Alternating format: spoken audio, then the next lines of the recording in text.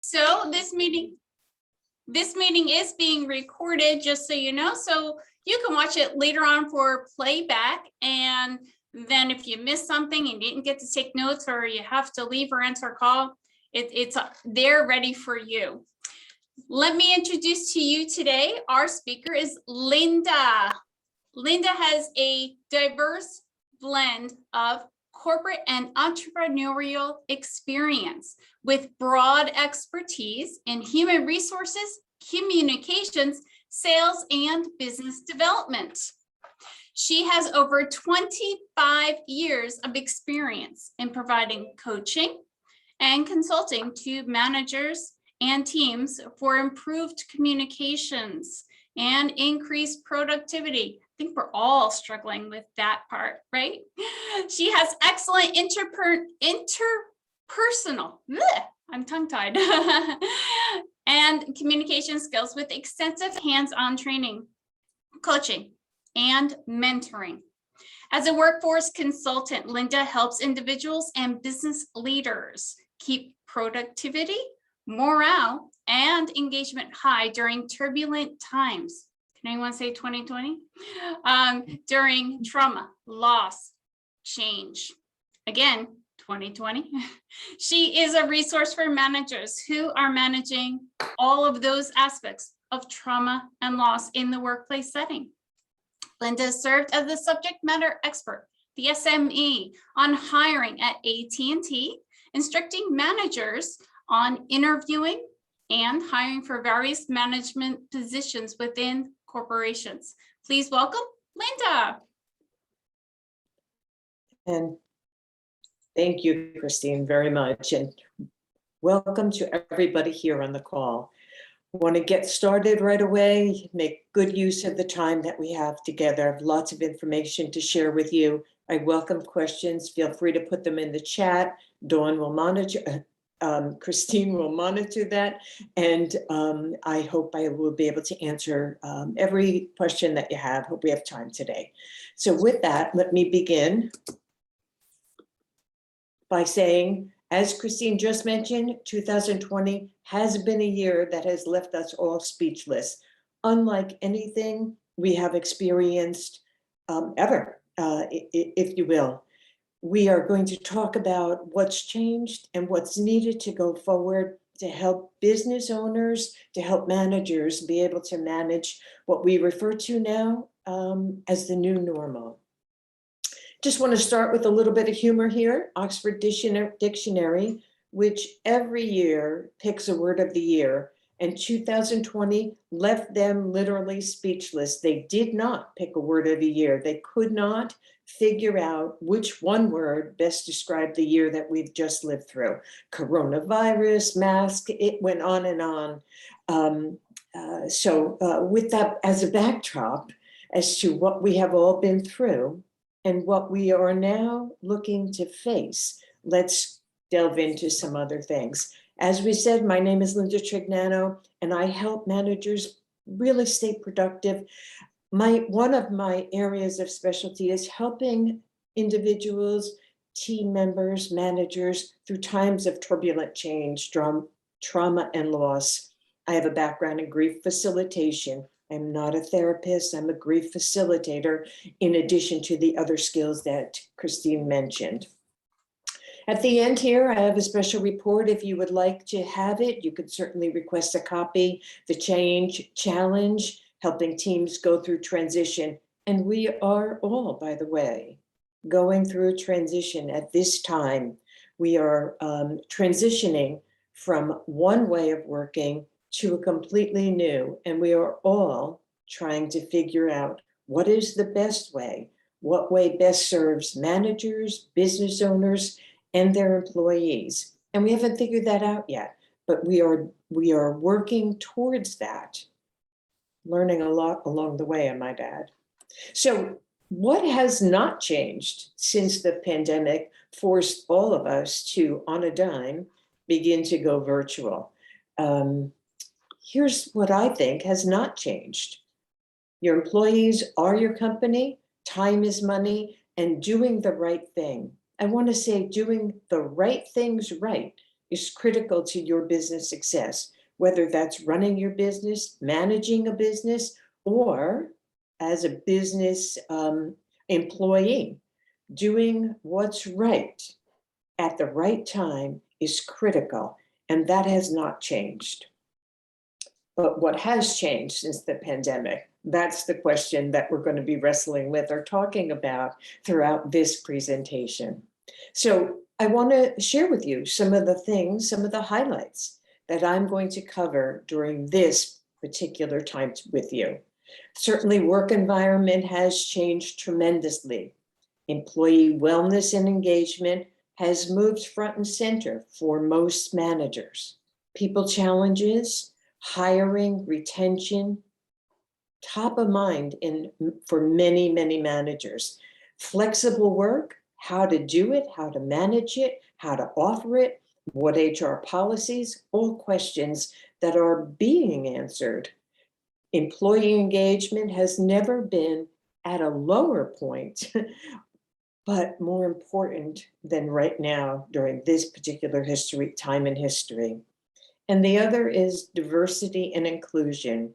The events of 2020 have brought this topic front and center. And many companies, I cannot say all, but many companies have stepped up their focus for diversity and inclusion. Whether it's putting money towards that effort, whether it's hiring a diversity and inclusion officer for the company, or whether it's simply focusing policies and hiring practices on that, that has become an important issue in most all companies today. The companies that are looking to succeed, by the way. And tech focus and integration. We certainly know that 2020 brought front and center how valuable, how needed the integration of all tech was to our company and keeping a company functioning. But it also highlighted another issue, and that was, are your employees, are you up to speed in integrating technology at a very quick pace? And we'll talk a little bit about that and about Now, are what's you going needed. to talk about all of these things as we go through your presentation? I know I that am. we had talked about 2020 having an effect on those different aspects of business. Do you really, do you think, or have you read or researched that 2020 is causing all of these to come to the forefront, where they were discussed before, but not so much like out there? Certainly they were issues for HR before, but 2020 has really brought them front and center and really focused some efforts in a different way. For example, one's work environment was never the issue that it is today after 2020. Okay. So yes. Okay, yeah. Thank you. Okay. Sure. So, and let's talk about that. Let's talk about the work environment, you know, the spacing, the mask, the airflow, all of those things have become questions that businesses have had to address, have had to attempt to answer. And here are some of the things that businesses, from a business standpoint, have had to think about. They need to communicate frequently to everyone in the organization exactly what it is they have done or not done. They have to address the fears that are surrounding returning to the workplace. You know, I have read so many articles, so much research that indicates companies want their employees back in the workplace, and employees have pushed back big time. Apple is one of the companies that you frequently read has said all employees are due back in September, and their employees pushed back. They were writing letters and having a difficult time. I read this morning that Apple has now pushed back the return to work date because of the resurgence in some of the variants from COVID. These things become important to all companies at this time. But these two areas, this communication and addressing fears, are critical to a business. If you think that simply putting safety protocols in place are enough your employees may very well say, I can't return to the office because I have fear about contracting COVID, about my fellow employees. So think in terms of safety and also getting that message out. And on the flip side, if you are the employee, and I have the, come on, you can do it. If you're the employee, these are the things that you're thinking of. You are now, and to your point, Christine, the effects of 2020 have brought this front and center. Never before has physical and mental health been such a priority for employers and for employees. There has been a tremendous amount of trauma experienced by individuals, experienced by the employees in a company, simply being apart, simply losing that human contact, not only in the work environment, but personally being sequestered in our homes. The physical and mental health issues are still lingering, and by all accounts of what I've read, will continue far into 2021 and even 2022. So Talk about a negative employers- Nelly there. Give us some good Sorry. news, Lita. But the good news is there is good news, because now this is something that is being talked about. Yes. Never before. Yes. It is being talked about, and employers are actually offering solutions to this. And you can see on the other side, I have some things that employees want.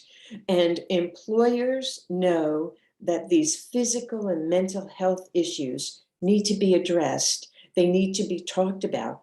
The bad news is, in the past, they weren't. The good news is now it's okay to speak about them. And I believe, and I advocate manager training.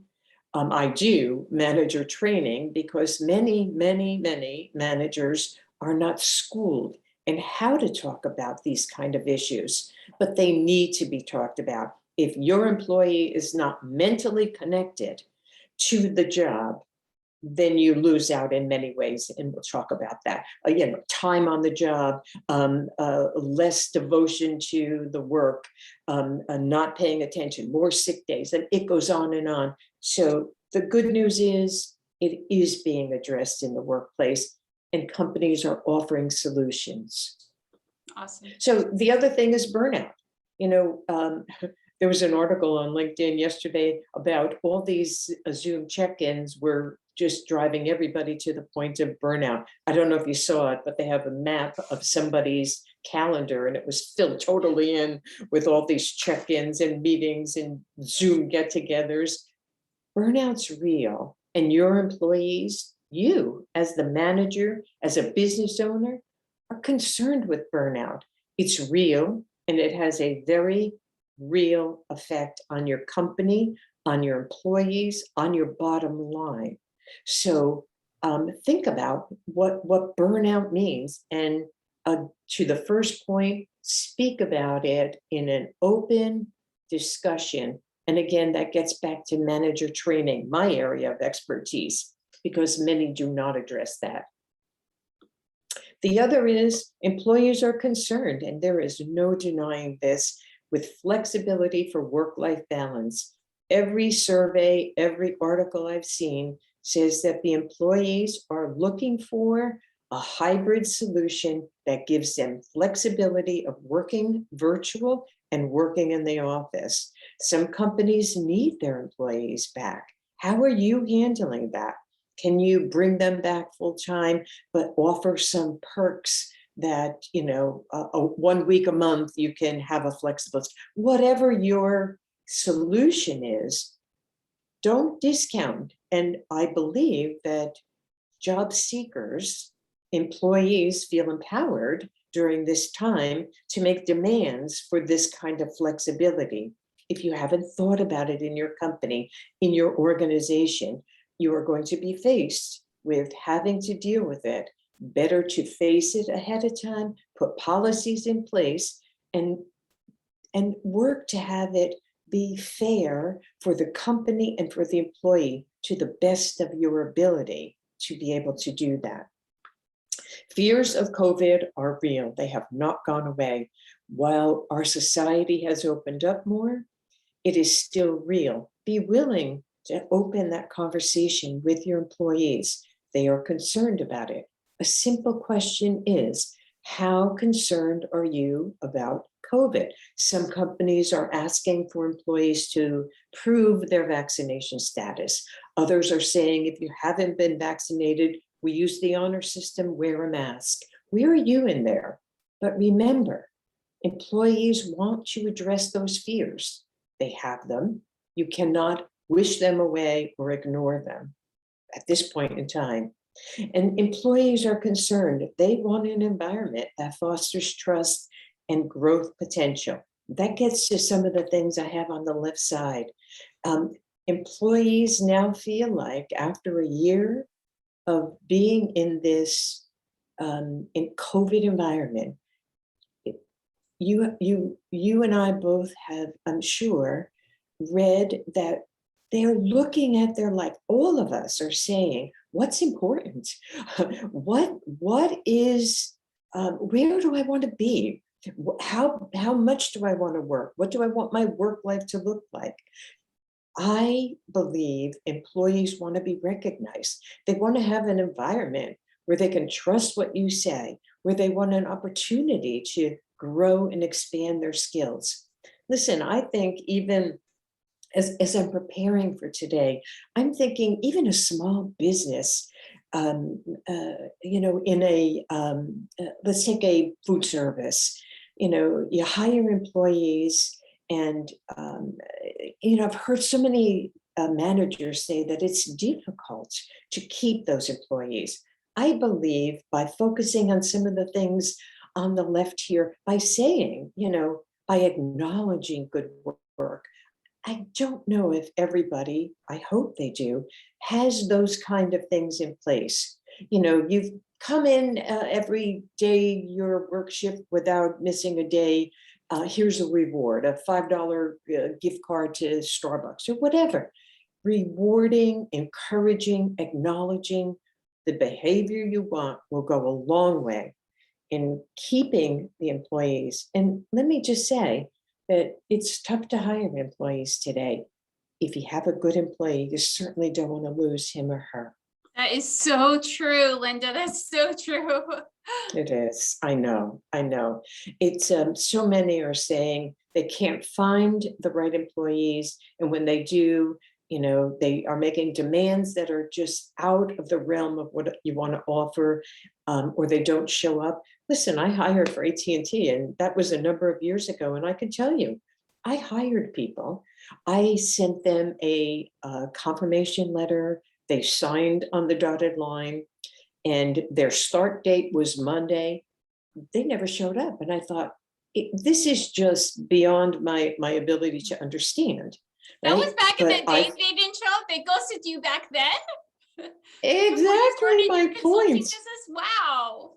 Way before. And let me tell you, I think that it's intensified now. Oh, it absolutely is. Everything that I'm hearing from a business side is saying exactly what you're saying right there. So you totally understand.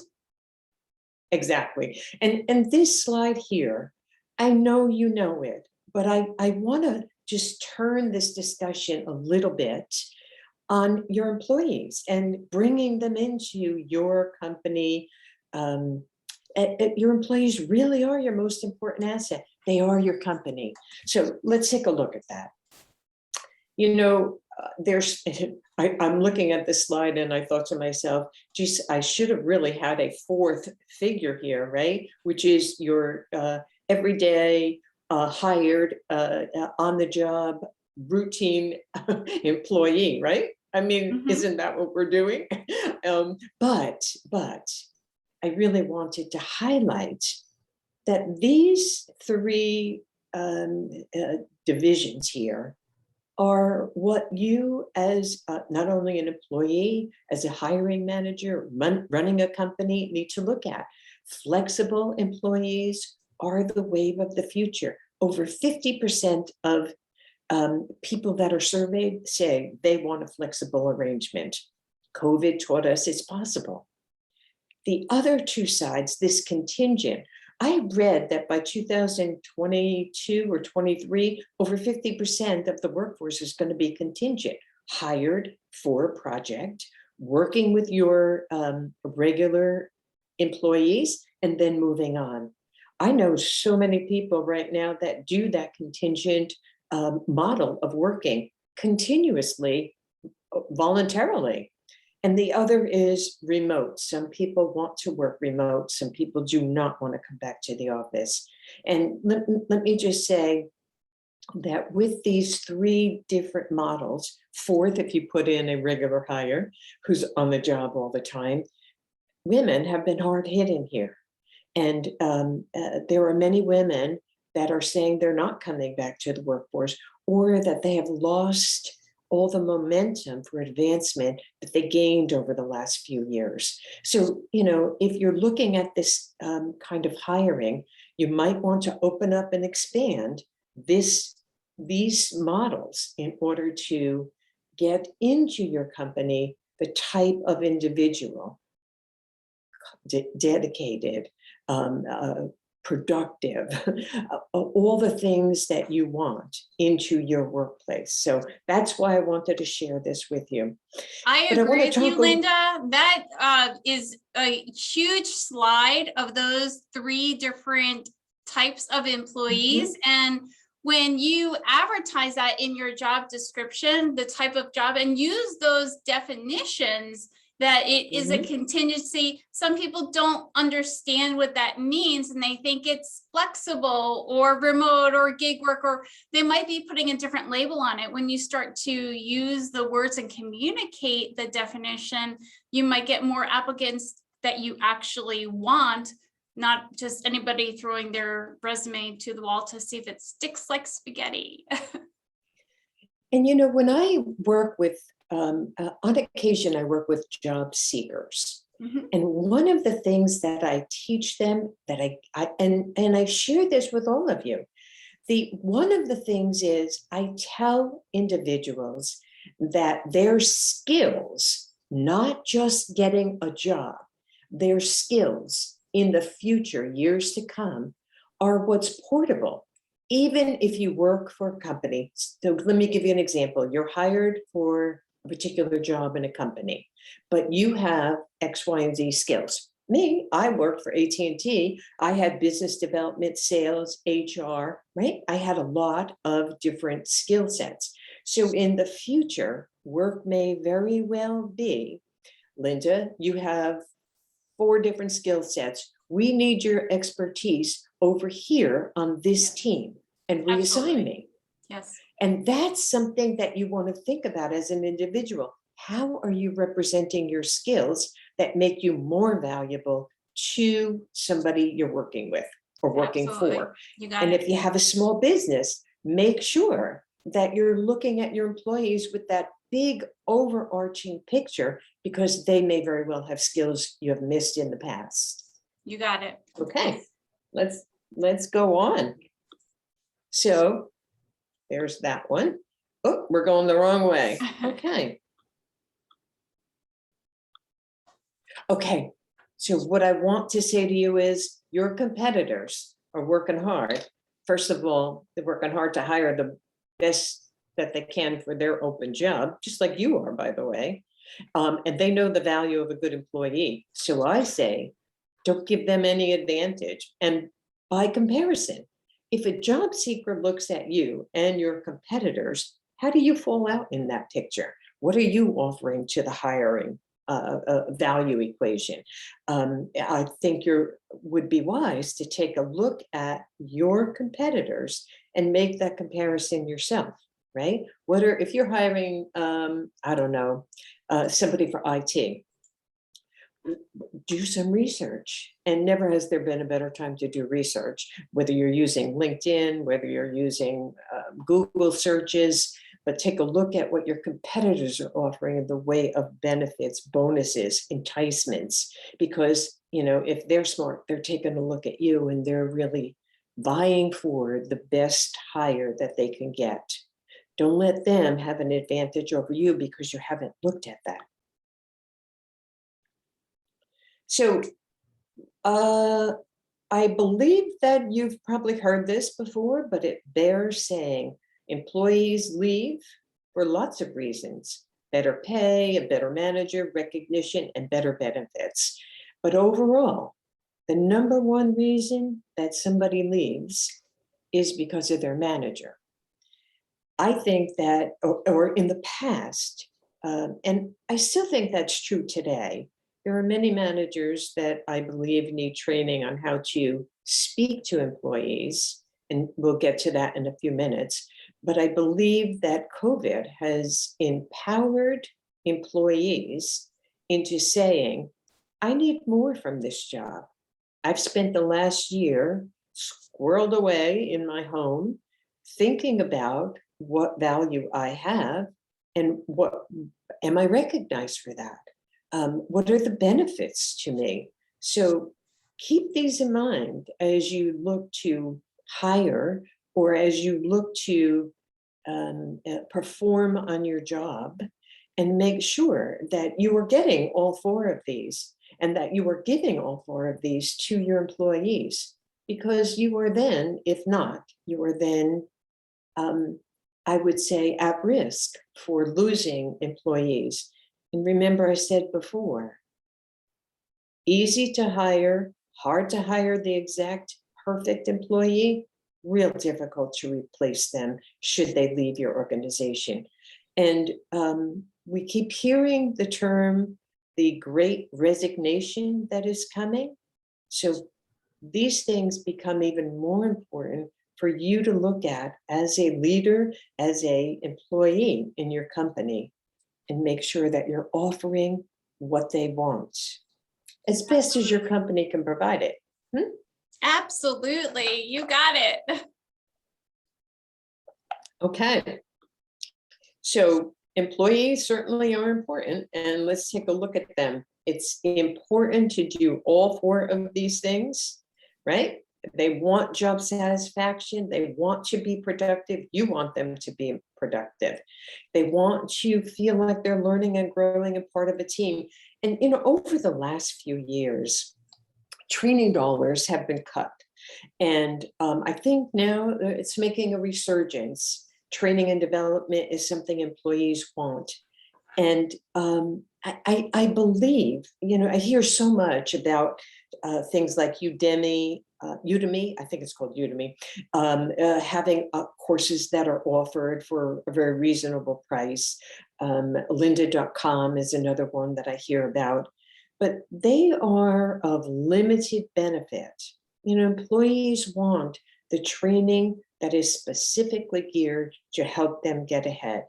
And your company should be thinking about not only offering that, but also offering it in the way that they want. Sometimes they want in person. Sometimes they want virtual. Sometimes they want virtual where they can consume that information and learning at their own pace, on their own schedule. All of those things are now something we as employers, we as employees are looking for and actually verbalizing. You can't ignore an employee's development, because if they don't get it from you and your company, they're going elsewhere. It's an important piece nowadays. And keeping them long-term is the best thing for your business's health. You've all probably heard the high numbers, of 1.5 years time salary to bring somebody new into the organization after a vacancy, to get them up to speed and producing and performing to the optimum level. Some of these things can help you prevent that. Can't eliminate it entirely, but you can prevent it and really work to keep the employees that you want. And I just read, I think it was yesterday, that A-level performing people are the first to leave an organization. So what that means is it leaves your company or it leaves you with the peer that you relied on out the door, and you picking up the slack, or you trying to fill that vacancy, which you will fill for a while with a B-level employee or somebody who doesn't perform as well or nearly as well. So think about that when you're offering or not offering. And again, it gets to speaking to these. I'm all about conversation and communication. I think that speaking to your employees, yearly appraisals have gotten a bad rap, and we've all gotten away from that. Actually, millennials have taken us away from that. They were the group that first stood up and said, I want ongoing participation in how I'm doing on this job. So they have taken us away from yearly, but they haven't taken us away. In fact, they've taken us to looking at, how am I performing? Give me some feedback. Give me some opportunity to grow and learn. I want a seat at the table and I want a voice. That's something that really is important today. And, I just want to talk a little bit. HR gets such a bad rap all the time. I was in HR. I know that. I hear job seekers say they're looking to avoid the HR person. I can't figure out why, but that's another story. So I often hear people say HR is not needed in a small business, or we only have 2 employees. We don't need to have HR, or we don't need to follow a process for a small business like ours, or we have, let me just get this here. We don't have time for people issues. That is a big mistake. You either have time, you make time, or you lose your employees, or you let negative issues fester if you don't. These are critical pieces to. Here's the question. And I am a big believer, and I followed a process when I was hiring directly. Why you need to hire, why you need to have a process that you hire. First of all, you want to be fair and equitable to all of your candidates. You cannot do that if you do not follow a process. And many managers interview, and even if you're with HR, you're going to identify a viable candidate and send them over to a hiring manager. The hiring manager is going to interview. Now, I've worked with hundreds of hiring managers over the years, and I can tell you, they're not always crazy about following a process. And they often say, I just have a gut feeling. That's how I do my hiring. That will not, by the way, hold up in court. And I did go to court with a number of hiring managers who skirted the issues. You don't want to put yourself or your company in that position. Fair and equitable has never been more important than in today's diversity environment. Make sure you have a process, it's written down, your managers are trained, and that they are following it. Best thing you can do for yourself and your company. And here's a few other things. Know what skills are needed for the job and screen for them. I see so many job descriptions and they have everything but the kitchen sink in the job search. Hiring is really for particular skills. Get with your hiring manager or identify for yourself what specifically is needed so that you're hiring and getting the right candidates in. Candidates look at a job description and say, I can never fill all of those skills, and they might not apply. It's not what you want. You want to be able to evaluate one candidate over the other, and that gets to following a process. And by the way, taking notes and then comparing notes of all of the candidates. And by all, I mean, it's usually 3 to 5 viable candidates that you might bring in for an interview. Any more than that, you haven't filtered down enough. But and background checks, I know that background checks are critical for bringing the right person into the organization. Without a background check, having somebody removed from your organization becomes pretty difficult. In today's environment, it's not something you want to leave open to chance. Any questions? I just want to stop. I know I've been chattering on. Does anyone have any questions? I haven't seen anything pop up in the chat box, but I want to give you some time in case you do think of something. I've been interrupting you, Linda. That's I quite agree all with right. everything that you're saying so far. It's Go ahead, quite all right. Doug, do you have a Okay. question? Well, I know the most challenging issue that we have is that, coming back from the pandemic, that different employees view the situation differently, their level of fear, their willingness to come back to the office. Some people want to work in the office 5 days a week. Some people don't want to come in at all. And so finding a balance and happy medium seems to be the thing that we struggle with the most. Right. And my advice is to really have a very clear policy. You don't want to be challenged on, well, this manager gave the benefits to this person, but not this person. So having a clear policy and having a flexible policy, what works for you, that gets back to that open conversation. Some people want to be in the office, exactly like you said, but asking each person and then bouncing it off of your written or agreed upon policy for the workplace is really a great solution to doing that.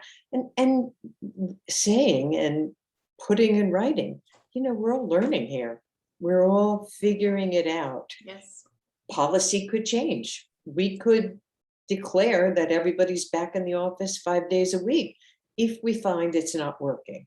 If we find it's not working and you, Mr. Individual, are not performing to the level we need, we're going to bring you back in 5 days a week. So those kind of things in writing are critical should they be challenged in court. Right. That Well, help, Doug? yeah, although we're not really so much concerned about things being challenged in court so much as we are just being challenged for our policies. Because, when I was in the Navy, we used to call some of these people sea lawyers, and that they would just analyze, you put something in writing and they would just try to shred it apart instead of, saying, because we're offering a hybrid system right now where people come in 3 days a week and they work from home 2 days a week. If they want to come in more often, we're pretty flexible about that. But, in general, most people are just fine with how things are, but other people will just say, oh, well, this doesn't make sense. That instead of, just trying to work with us, they end up trying to make it more difficult for everybody because they'll look at any exception. Oh, that person got this, that person, and so that's our biggest challenge really is we spend 90% of our time dealing with the issues created by 10% of the employees. Exactly, which is why you need a clear policy and you need a clear statement. This is based on your performance and based on ongoing needs of the organization. And I'm a big advocate of running those kind of things by a lawyer. I think you cannot do that on your own. I was just going to say that, Linda. Get an employment lawyer. And I hear you, Doug, that you're not concerned about being challenged in court. But nowadays, I'm a big advocate of being prepared for that. Oh, right. I mean, I didn't mean to play that down. I'm just saying because what we have in writing, I think, is fine. It's more, for one thing, you brought up the example of Apple in the very beginning, which actually the way their headquarters was designed was to facilitate people from different departments just running into each other randomly, so that there was a cross-pollination of ideas. And the danger from people working from home all the time is, although they may be able to theoretically do their job fine, you're not getting that random cross-pollination anymore because everything is Exactly. pre-established. So, Yeah. so we have people who maybe could work from home 5 days a week, theoretically, and do their Right. job fine, but that's not what we want. And we have a lot of, Let me take this, Doug, because just in the interest of time, I think that is the crux of it. That whole, we need that cross-pollination. So thank you for sharing that. If I can just go on, I hope that's okay. And you and I can talk I'm offline sorry, if I you'd didn't. like. Yeah, that's all right. That's all right. I just want to get a few more things in. And again, I certainly can talk to you offline if that's something you'd like. So keep your employees engaged and working on, as I said, ongoing training and skills enhancement, critical to them.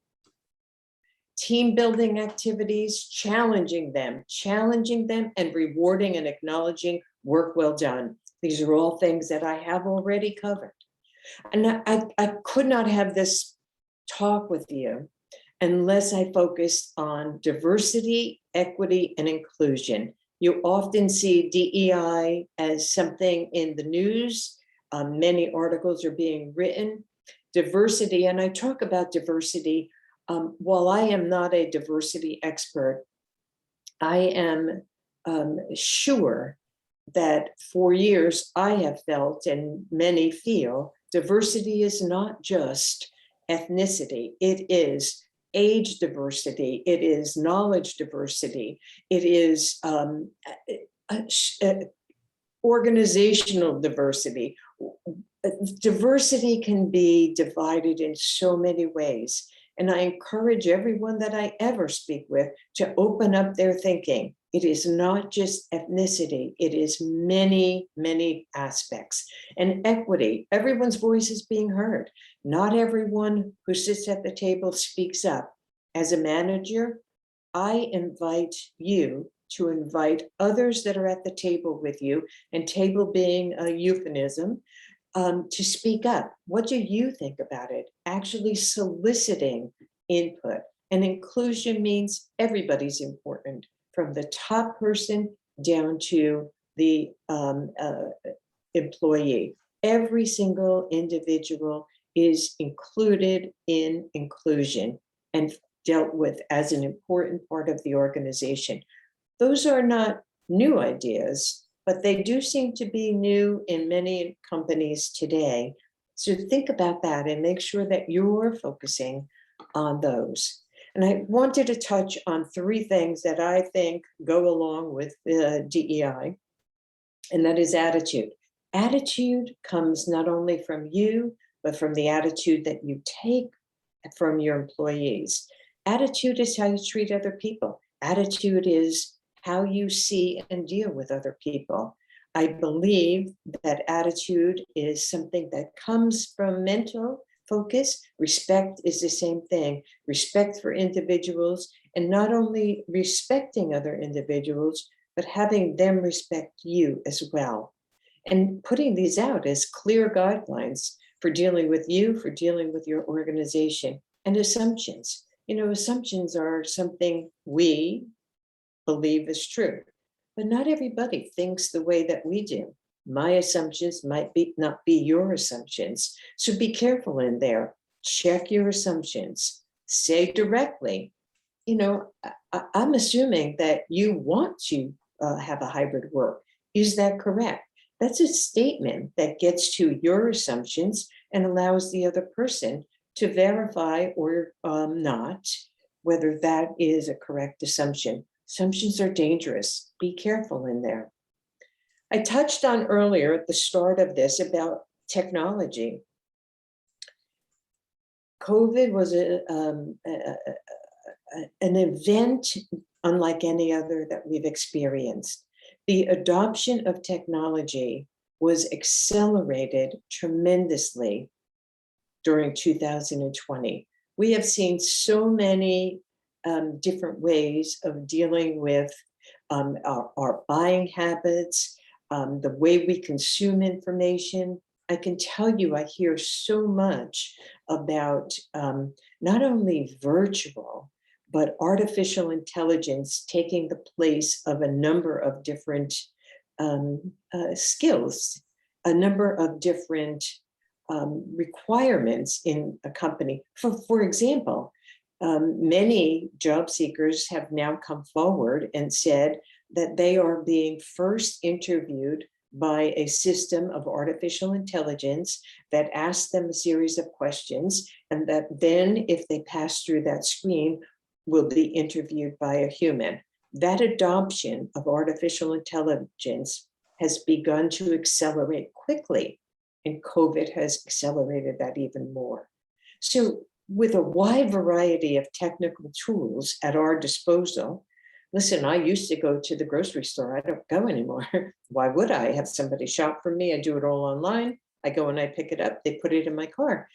It is a dream come true for many people, but it's one example of how tech has integrated our life, right? So the other aspect is with the artificial intelligence for hiring that I just touched on, you know, they're now beginning to screen for soft skills.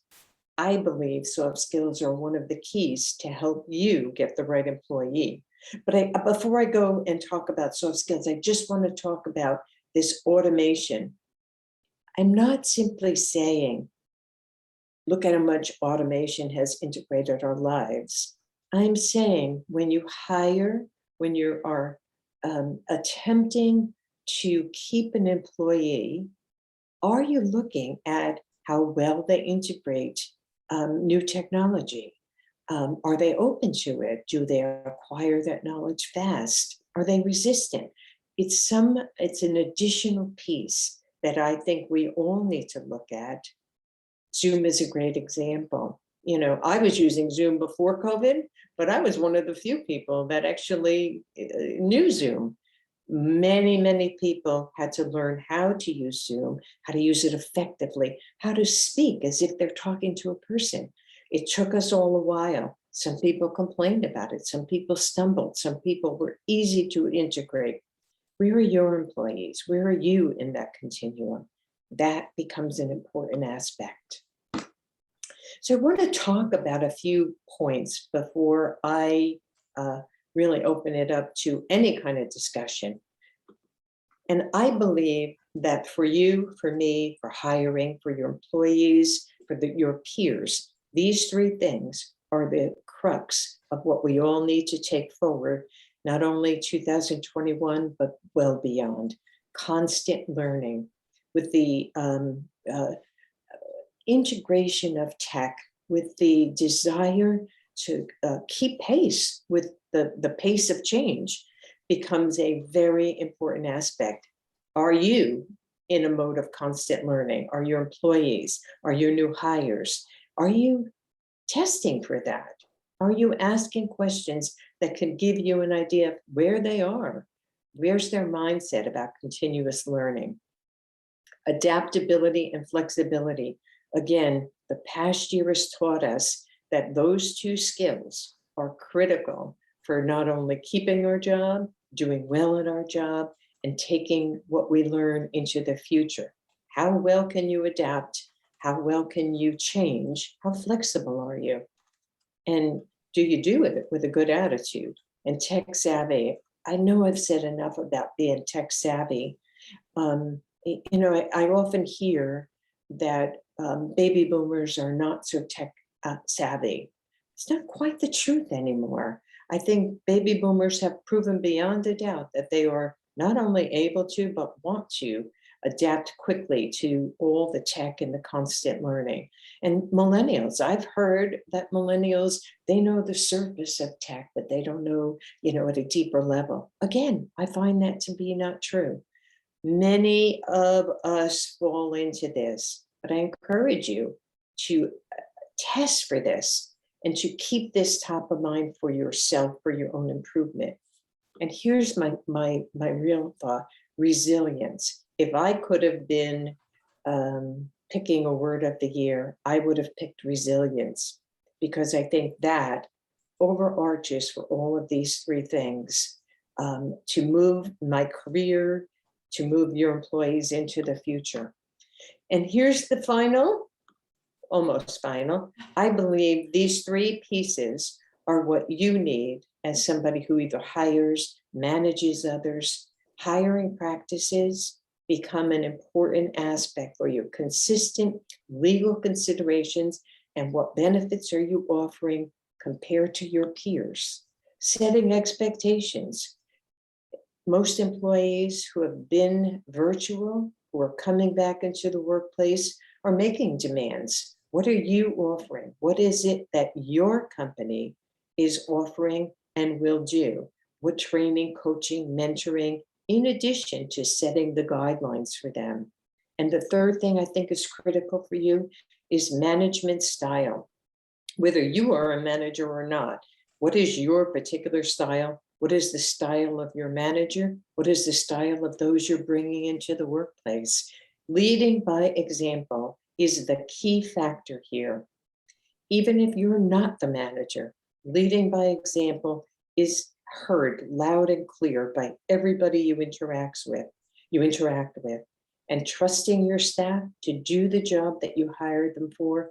Trust is the number one issue most prevalent in any survey I see nowadays. Trust, I read the other day, is at the lowest level ever recorded in the United States. Where are you in the trust continuum? How are you encouraging your employees and staff to trust you that you're doing the right thing for them in their career? And communication, as I said earlier, I'm all about communication. I believe you cannot do it often enough or clear enough. It's a continual effort. Engagement plus performance equals profits, whether it's your salary or your company profits. And here's a few words to live by. It's not what you look at that matters. It's what you see. Think about that. If you see an employee who's performing well, that's what you're looking for. If you see an employee who's struggling and you say, let me help you, that's what you're seeing, somebody who has potential. So I am open to talking with any of you, working with any of you. Certainly you can schedule some time if you just want to have a conversation with me without any obligation. But please, if you'd like, reach out to me and let me know what you'd like from me. In addition, I put in a chat box Linda's consulting name, as well as her phone number. If you want to reach out with any other questions, you hang up from the call and say, hey, I forgot to ask, but Linda is at your service. So definitely feel free to take that number down in the chat box and reach out to her at a later time to ask away. And if you want to get the report that she just talked about, definitely write down her consulting firm or the phone number that is on the screen right in front of you. Thank you, Linda. Very good. Any questions? Thanks, Dawn. Good to see you. Thank you. Thank you. Any Thanks questions? for coming. Thank you. Any other questions, everyone? No, nothing. All right. Very good. Well, thank you so much, Linda. I appreciate it. And it's very important to hear all the words that you stated, especially when we are dealing with the going up roller coaster of coming out of COVID, so to speak, and going back to work and back in the office and employee engagement and all the things that come with that. So thank you for sharing the information that you have researched as well. Appreciate that. Very good. Thanks, Christine. Thanks, everyone, for being you. here with me. All right, everyone, take care. You have a great afternoon and wonderful weekend, and I hope to see you next time. Bye. Bye. All right, call me, Doug, if you want to talk further. I'm open. Okay.